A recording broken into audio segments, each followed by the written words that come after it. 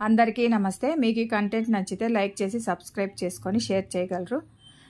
కాశీ నుండి గంగాజలం ఎందుకు తీసుకురాకూడదో ఇప్పుడు తెలుసుకుందాం।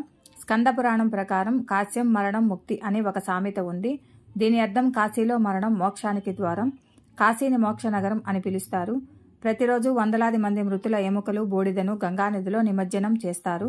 ఈ గంగ జీవితాన్ని ఇచ్చేది మాత్రమే కాదు, మోక్షాన్ని ఇచ్చే ఆత్మలకు కూడా సాక్షిగా ఉంది। కాశీ నుండి తెచ్చిన నీరు చనిపోయిన ఆత్మల యొక్క అవశేషాలతో ఉంటుంది కాబట్టి అది తెలియకుండానే వారి మోక్షం మార్గంలో అడ్డంకిగా మారుతుందని నమ్ముతారు। మణికర్ణిక ఘాట్ సమీపంలోని ఇతర ఘాట్ల నుండి గంగా జలాన్ని ఇంటికి తీసుకువెళ్లరు। చనిపోయిన వారి బూడిద గంగా నదిలో కలిసి ఒకవైపు నుండి మరొక వైపుకి ప్రవహిస్తూ ఉంటుంది। బూడిద నీటిలో కలిసిపోతుంది కాబట్టి కాశీ నుండి గంగా జలాన్ని ఇంటికి తీసుకురావద్దని అంటారు।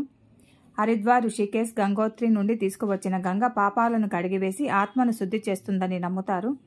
ఈ గంగాజలం బలం, ఆరోగ్యం, సానుకూలత చిహ్నం।